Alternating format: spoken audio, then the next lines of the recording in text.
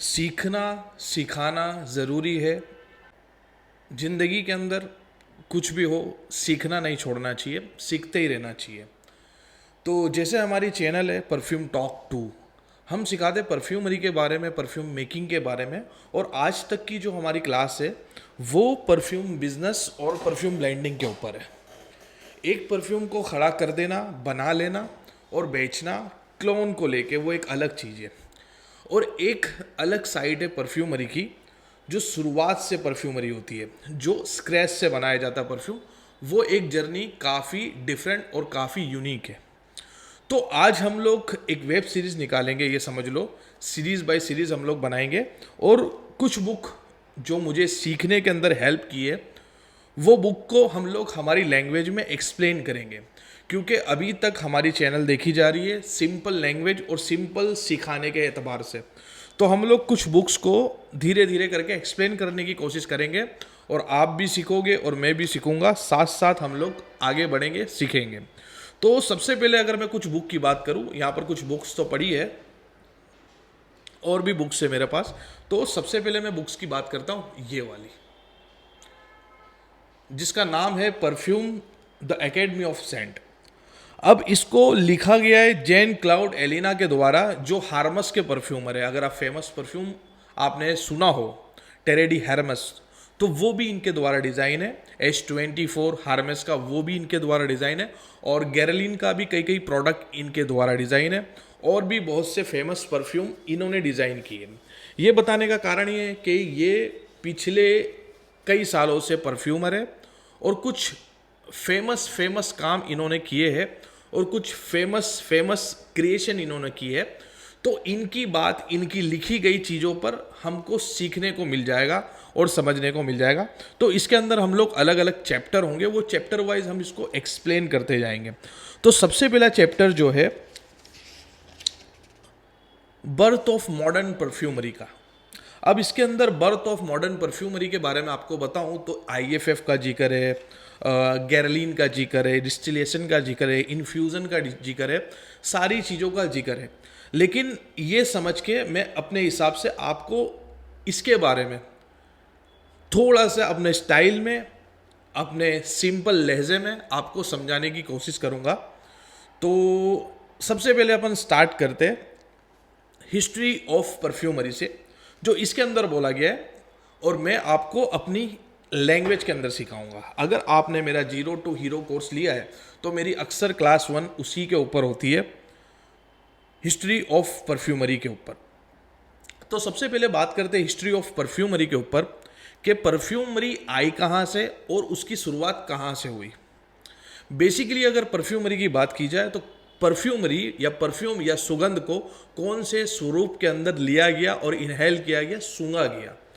तो सबसे पहले परफ्यूमरी की शुरुआत की गई आज से 4000 साल पहले मेसोपोटामिया में।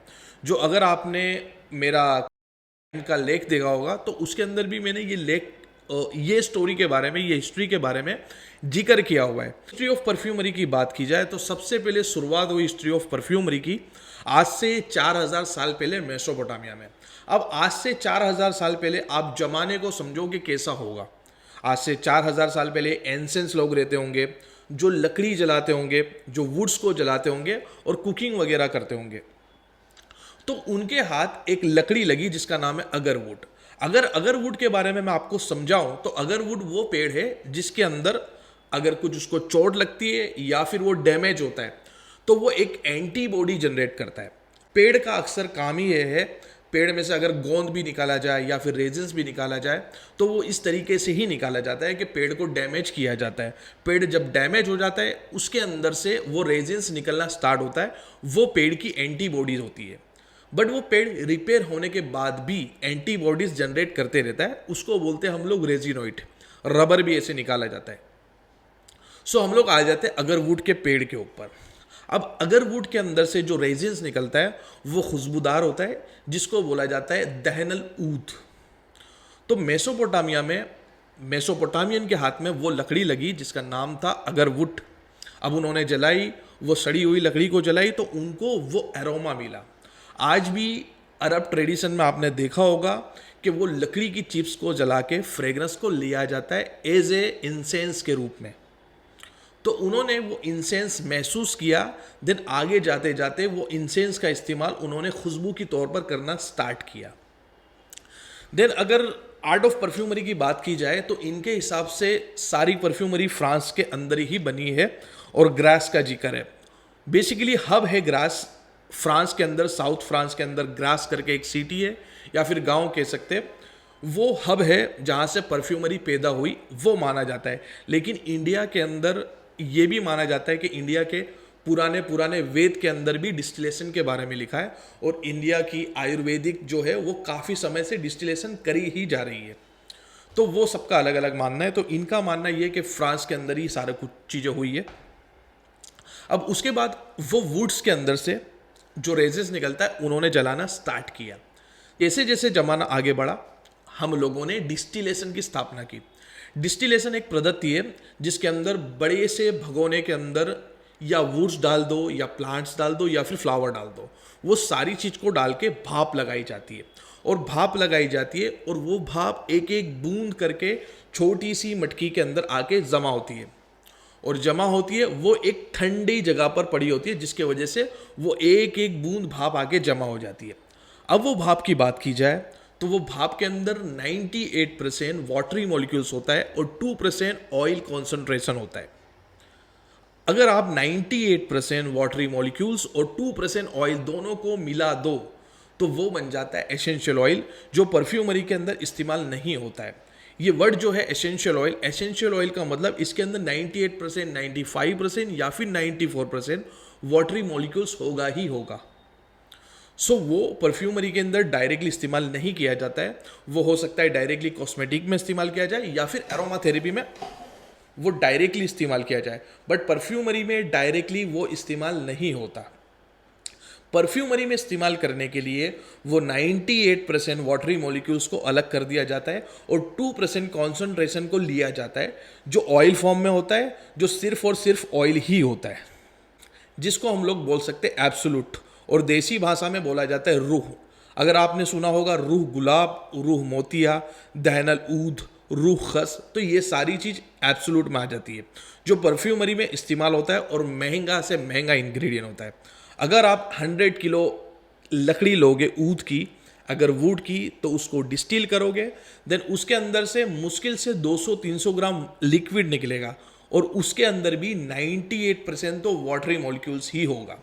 वो डिपेंड करता है आपकी डिस्टिलेशन प्रोसेस कैसी है, कितनी प्योर है, या फिर आपका रो कितना आपने प्योरली निकाला हुआ है, वो उस पर डिपेंड करता है। सो हमने जब डिस्टिलेशन की स्थापना की तो डिस्टिलेशन के द्वारा कोई भी चीज़ से हमने फ्रेग्रेंस को निकालना स्टार्ट कर दिया। जैसे अगर दैनल ऊद की बात की जाए तो वो ऊद की चिप्स में से निकाला, रोज में से रोज का ऑयल निकाला, मोगरे में से मोगरे का ऑयल निकाला, वैसे ही रूट्स के अंदर से, रूह खस के अंदर से, रूट खस की रूट के अंदर से हमने फ्रेग्रेंस ऑयल को निकाला और इसके रूट के अंदर से फ्रेग्रेंस ऑयल को निकाला और हमने सारे ही फ्रेग्रेंस ऑयल को निकाल दिया। देन सारी फ्रेग्रेंस, सारी खुशबू हमारे पास लिक्विड फॉर्म में आ गई। अब आप चाहो तो इसको इत्र भी बोल सकते हो, डायरेक्टली अप्लाई भी कर सकते हो और शुरुआती तौर में ये डायरेक्ट ही अप्लाई किया जा सकता है जिसको इत्र बोला जाता है। आज के दौर में जो इत्र है वो भी ऑयल है और वो भी ऑयल है। इन शॉर्ट अगर बात की जाए तो ऑयल को इत्र बोला जाता है। देन जैसे जमाना और आगे बढ़ा तो हमने डिफरेंट नोट्स को मिला के ब्लेंडिंग स्टार्ट की। जैसे अगर रोज के साथ ग्रीन, रोज के साथ केवड़ा, खस और सैंडलवुड और भी ग्रीनी नोट को मिला के एक ओल्ड क्रिएशन बनाई थी जो था जन्नतुल फिरदौस। वैसे ही काफ़ी ब्लेंडिंग स्टार्ट की और वो ब्लेंडिंग से हमने बनाया, मजमुआ बनाया और काफ़ी चीज़ें बनाई। तो ऑयल फॉर्म में हमारे पास जब फ्रेगनेंस आ गई, फिर उसके बाद हमने ब्लेंडिंग की। उसके बाद 18वीं सेंचुरी के अंदर हमने फर्स्ट अल्कोहल बेस्ड परफ्यूम को बनाया। अब अल्कोहल बेस्ड परफ्यूम बनाने के पीछे हमारा रीज़न क्या था, अल्कोहल बेस्ड परफ्यूम क्यों बनाया गया? हमने ब्लेंडिंग तो कर ली, हमारे पास फ्रेगरेंस भी है, हमारे पास सारी चीज़ें, बट उसको फिर अल्कोहल के साथ डाइल्यूट करने का रीज़न क्या होता है? वो रीज़न था बेसिकली, अगर आप देखोगे तो आपने कभी कार पेंटिंग करते देखा होगा। कार पेंटिंग पहले की जाती थी ब्रश से। देन उसके बाद उसको स्प्रे गन से करना स्टार्ट कर दिया। जब ब्रश से की जाती थी तो वो इक्वली सारी जगह पर इक्वली स्प्रेड नहीं होता था, कहीं ज़्यादा लगता था, कहीं कम लग जाता था, या फिर उस पे से इक्वली मात्रा के अंदर अच्छे से स्प्रेड नहीं हो पाता था। तो फिर हमने वो ऑयल पेंट को थीनर नाम के सॉल्वेंट के साथ ब्लेंड किया, देन स्प्रेयर गन से हमने स्प्रे करना स्टार्ट कर दिया, जिसके वजह से वो इक्वली सारी जगह पर स्प्रेड हो जाता है। अब परफ्यूम की बात की जाए तो परफ्यूम जब हमारे पास लिक्विड फॉर्म में था तो सेम वो चीज़ होती थी, हम कहीं से लगाना स्टार्ट करते थे और कहीं पर लगाकर ख़त्म करते थे। तो कहीं ज़्यादा लगता था, कहीं कम लग जाता था, और जहाँ पर ज़्यादा लगता था वहाँ पर वो देर तक डिफ्यूज़ होता था और उसका डिफ्यूज़न टाइमिंग ज़्यादा हो जाता था, उसका डिफ्यूज़न टाइमिंग कम हो जाता था, और जहाँ पर कम लगता था वहाँ पर वो फटाक से डिफ्यूज़ होके और ख़त्म हो जाता था। तो वो इक्वली सब जगह स्प्रेड नहीं होता था और हमको क्लियरिटी नहीं आती थी नोट्स के बारे में और वो फ्रेग्रेंस को इंजॉय करने के बारे में। तो सिमिलर वो जो लॉजिक है कार पेंटिंग वाला, वही लॉजिक को लेके हमने इथेनॉल के साथ परफ्यूम ऑयल को ब्लेंड किया, देन स्प्रेयर परफ्यूम बनाया।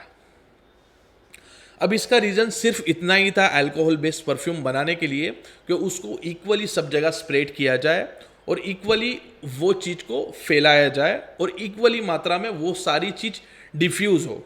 जैसे थीनर का काम है उड़ जाना, बट उसके ऊपर पेंट लेके जाता है वो, वैसे ही अल्कोहल का काम है स्प्रेड कर देना और उड़ जाना।